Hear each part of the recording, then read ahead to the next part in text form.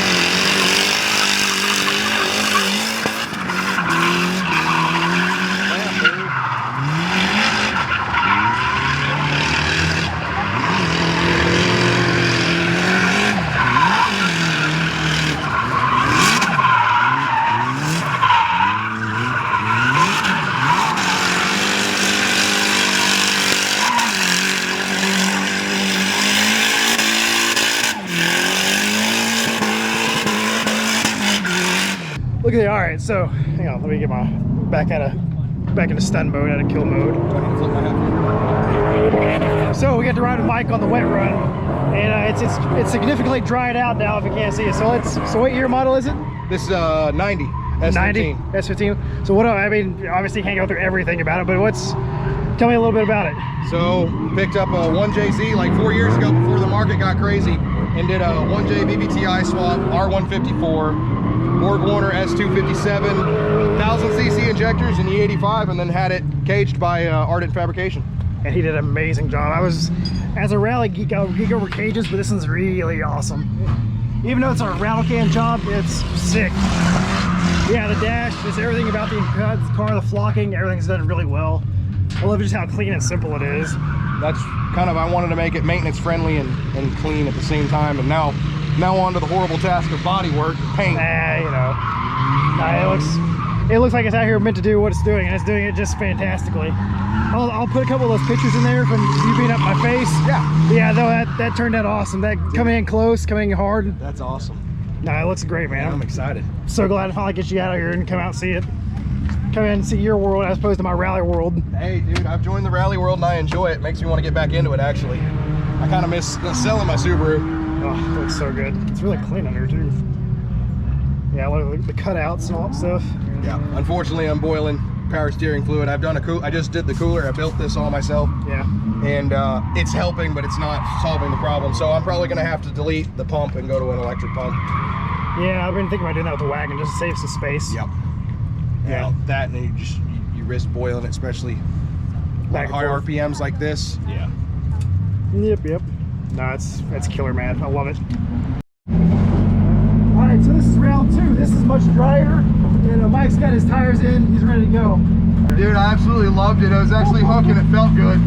It looks so good. I'm overcooking it a little bit, but that's just me getting a little excited. Alrighty.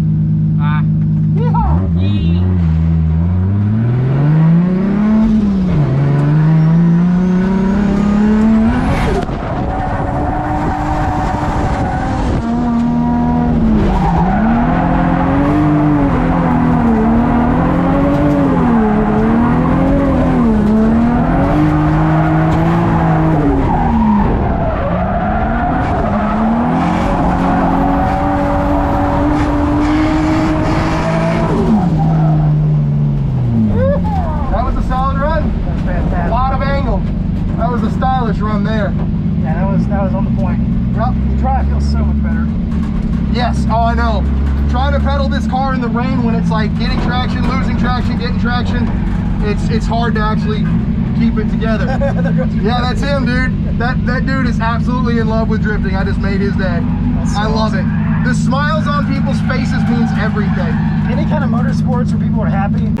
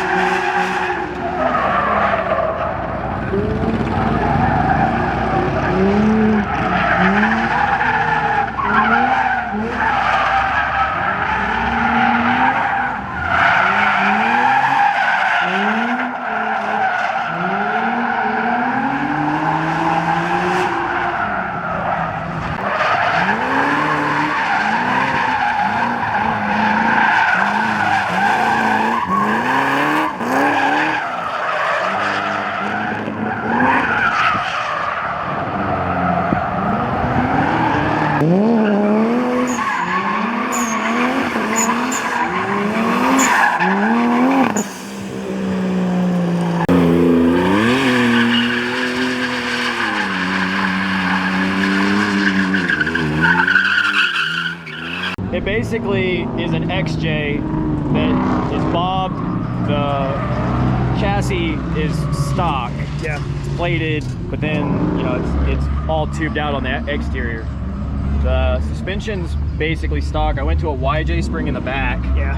And then in the drift setup, it's spring under, and then That's in so the rock awesome. crawling setup, it's spring over. It uses the same physical axle, but the rock crawling axle, I have a different gear ratio, and it's got 35 spline instead of 30 spline. And then in the front, it's basically like JK suspension, and I use JK axles. Yeah. And then this is just a beam axle I built out of a trailer axle. awesome. So I took the knuckles and everything off the JK axle, welded them onto a trailer axle, and put it underneath here with 8-inch coilovers, and then when it goes to a rock crawler, it uses 12-inch air shocks. I was gonna say, I can tell those are different coilovers from the rock crawling setup for sure. Yeah, so I mean, with even the 8-inch, I'm only using like 5 inches of travel, and it's even too much with that. Like I could be limited more like to like 3, and it would be fine. And then it's an NV3550 out of a Wrangler, and then it's got dual transfer cases. And you know, I just put it in 2-wheel drive for drifting, and I've, you know, low for rock crawling, and Just let it eat. yeah, it has plenty of power to do both. That's 456s in it, and yeah, I got a handbrake, and that's about it. That's so crazy. I love that it's such a it's the most dual purpose vehicle out here by far. Like, I mean, I don't know of anybody who's ever done this. no, I haven't either. I don't think anybody has. I don't think anybody's ever tried to drift a Cherokee. But when I saw it the first time, I remember when you got it all finished up, and did some test runs out there at the park. Yeah, it wheels so well. I mean, And then coming out here, and then I saw it set up like this. Like, how? Like, how did you get it that quick? yeah, it takes, so I did it last night. I started at 4 o'clock, Yeah. and I had it done and was packed up and ready to come to the event by like 10:30. You know, I mean, The I did conversion have, takes about, what, 6 hours? no, it's one of those things where like every time I convert it, obviously I have work to do. So like I went Right, rock maintenance. crawling, and like I ripped the mount off, so I had to weld that up, and like, you know, periodically I have to take the springs apart and kind of re-arch them because they get bent when I rock crawl.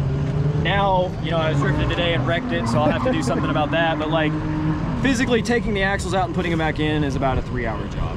That's not bad at all. No.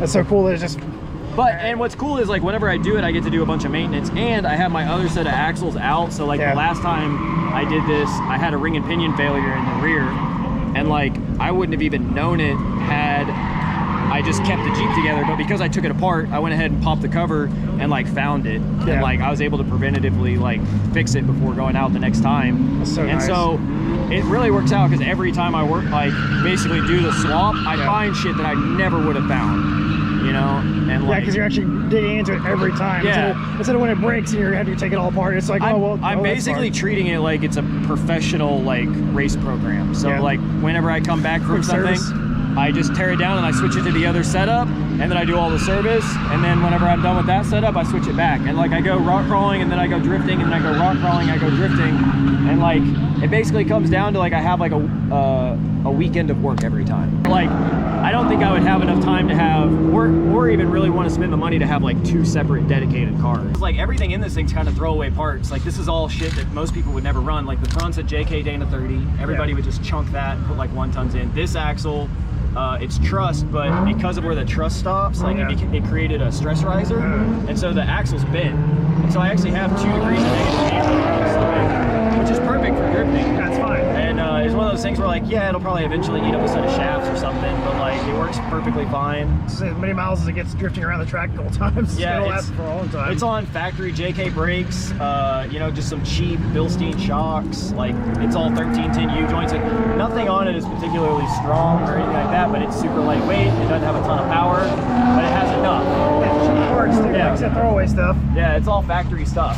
So, you know, factory gas tank, just like, I don't know, it's just simple. Look, if I'm here, this is a real hero today. He showed me a picture of his car, or my car, like all kinds of doing weird shit. Both wheels are- Both wheels. I just want to say thank you for putting this on. Hey, dude, thank you for coming, man. Glad to finally meet you. Yeah, dude. Dude, Mike has made some strides today, bro. I want to drive it. Oh, yeah. Drive it so far. No, yeah, it was a lot of fun that last run Mike there. has been making some Oh, fucking dude, the strides. progress he's made from like this morning to now. Kind of had a memory and kind of had energy, honestly. Dude, that hill, that little like up kick thing is so much It's so fun. it's so fun to watch. When you Dude. get it right. throws you so wrongly when you hit on top of it. It's just like you gotta freaking like walk down.